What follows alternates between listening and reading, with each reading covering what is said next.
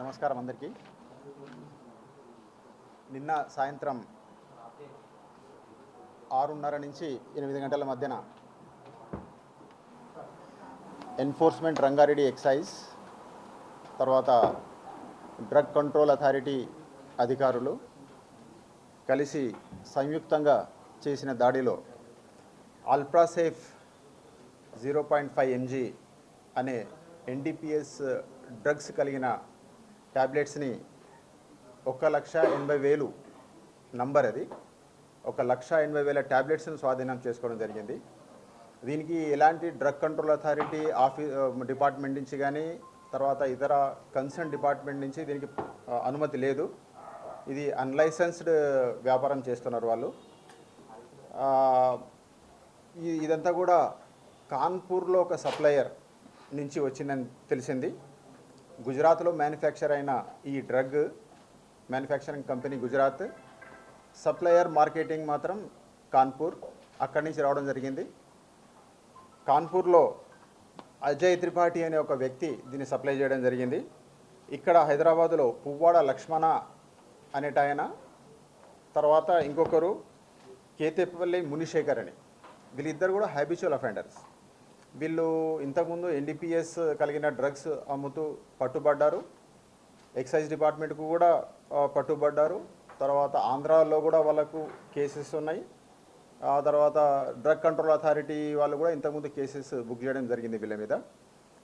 ఈ డ్రగ్సే కాకుండా ఇతరత్ర కొన్ని అబార్షన్ కిట్స్, తర్వాత anti BP tablets, anti diabetic tablets, తర్వాత కొద్దిగా సెక్షువల్ పవర్ ఎన్హాన్స్మెంట్ ట్యాబ్లెట్స్, ఇవన్నీ కూడా డ్రగ్ కంట్రోల్ అథారిటీస్ సీజ్ చేసుకోవడం జరిగింది.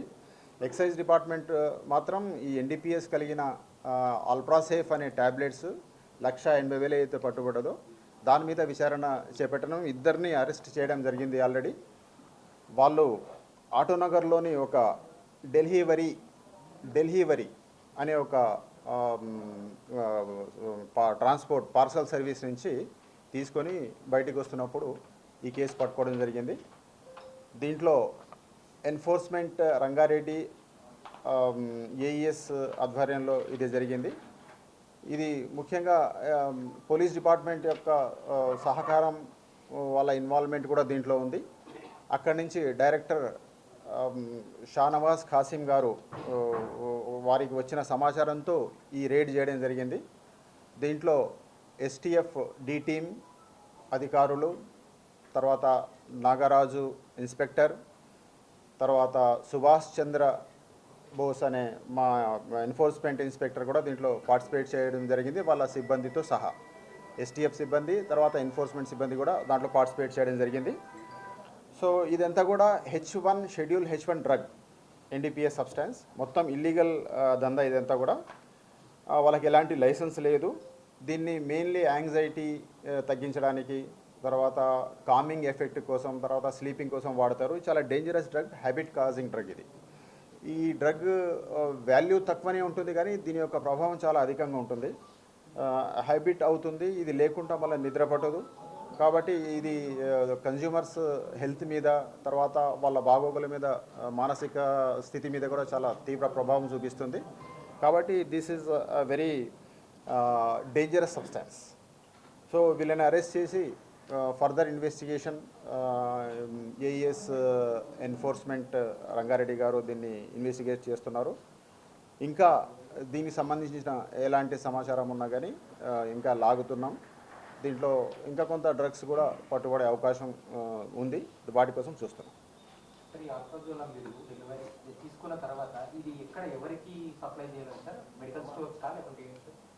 ఇది రకరకాలుగా ఉంది. మెడికల్ స్టోర్స్ ద్వారా కూడా, ఎందుకంటే దీని సప్లై వీళ్ళు ఆంధ్రాలో, తర్వాత తెలంగాణ, ఈ 2 రాష్ట్రాల్లో కూడా దీన్ని వాళ్ళు సప్లై చేస్తున్నారు.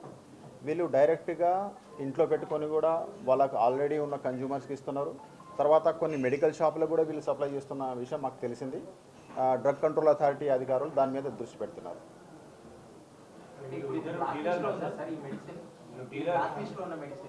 ఏమండి ఇది బహిరంగ మార్కెట్లో ఉందా లేకపోతే బ్లాక్ లిస్ట్లో ఉందా ఈ మెడిసిన్? లే మెడిసిన్ మెడిసిన్ కరెక్టే కావచ్చు, కాకపోతే అది మెడిసిన్లో కూడా ఏమన్నా స్పూరియస్ ఉందా, ఫేక్ మెడిసినా అనేది డ్రగ్ కంట్రోల్ అథారిటీస్ వాళ్ళు చూస్తున్నారు.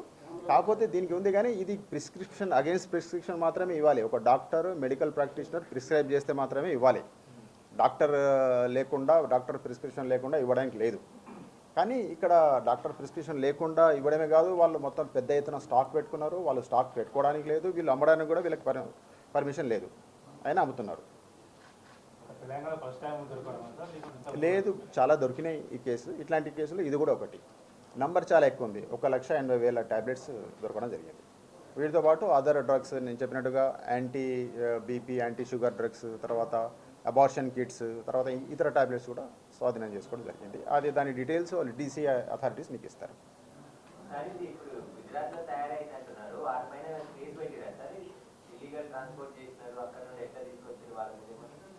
అయితే వాళ్ళకు పర్మిషన్ ఉందా లేదా అనేది కూడా మేము పరిశీలిస్తున్నాం.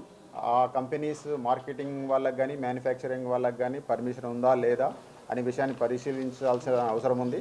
ఫర్దర్ ఇన్వెస్టిగేషన్లో వాళ్ళకి పర్మిషన్ ఉంటే వాళ్ళకి ఏముండదు, లేకపోతే వాళ్ళకు కూడా దీంట్లో అక్యూజ్గా ఇన్వాల్వ్ చేయడం జరుగుతుంది.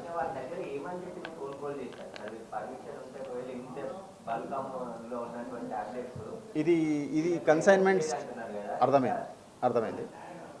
కాన్పూర్ నుంచి వచ్చింది కన్సైన్మెంట్. అక్కడ ఇది డెలివరీ పంపిన వ్యక్తి మీద మాత్రం మేము కేసు పెట్టినాం.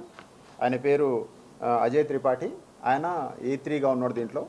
ఆయనను త్వరలో అరెస్ట్ చేస్తాం. దానికోసం ప్రత్యేక బృందాలు తయారు చేసి పంపిస్తున్నాం. మ్యానుఫ్యాక్చరర్ గురించి ఫర్దర్ ఇన్వెస్టిగేషన్ అవసరం ఉంది.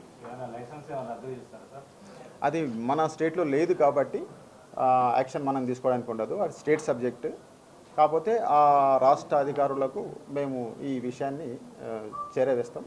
దాన్ని బట్టి వాళ్ళు యాక్షన్ తీసుకుంటారు. దీనికి అన్ని డ్రగ్స్ కలిపి 9.5 lakhs ఉంది. కానీ వాల్యూ కంటే కూడా దీని యొక్క ప్రభావం చాలా సున్నితమైంది, చాలా బ్యాడ్ ఎఫెక్ట్ ఉంటుంది.